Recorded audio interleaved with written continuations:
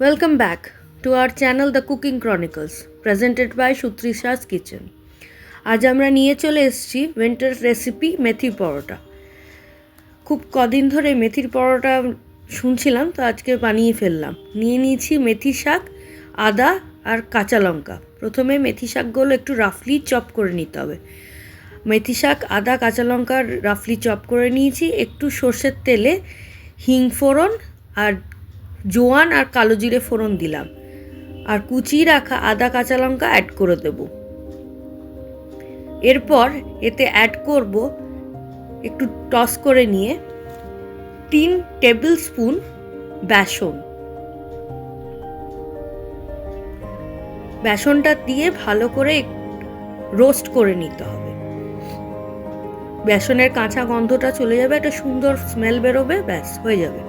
এরপরে আটার মধ্যে পরিমাণ মতো নুন দিতে হবে, সামান্য একটু চিনি গুঁড়ো অ্যাড করলাম। এরপর অ্যাড করছি জিরে গুঁড়ো, ধনে গুঁড়ো, লঙ্কা গুঁড়ো,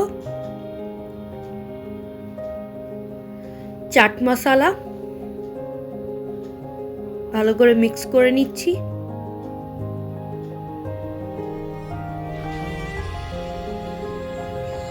এরপর একটু হলুদ গুঁড়ো অ্যাড করলাম, আর ময়ানের জন্য পরিমাণ মতো সাদা তেল। ভালো করে ময়ানটা মিক্স করে নিতে হবে। এরপর কুচনো রাফলি চপ করা মেথি শাকগুলো দিয়ে দিলাম, দিয়ে ওটাও ভালো করে মিক্স করে নিচ্ছি। এরপর বেসন যেটা ভেজে রেখেছিলাম সেই বেসনটা অ্যাড করলাম। সব কিছু একসাথে ভালো করে মিশিয়ে নিয়ে এরপর জল দিয়ে মেখে নিতে হবে আটাটা,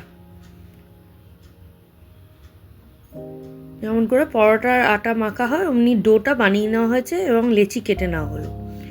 এরপর আটা দিয়ে পরোটা আকারে বেলে নিতে হবে, দিয়ে তেলে ফ্রাই করে নিতে হবে। কদিন ধরে আমাদের স্টাফ রুমে বেশ মেথির পরোটার গন্ধ পাচ্ছিলাম।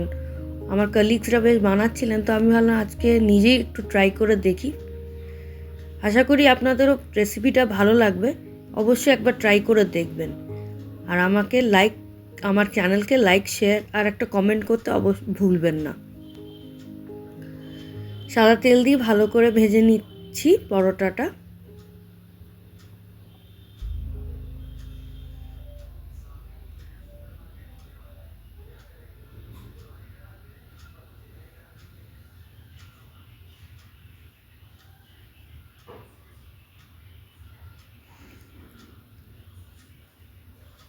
ভাজা হয়ে গেছে, ব্যাস ready to serve.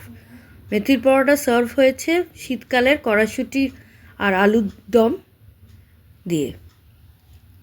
Please like, share and subscribe our channel.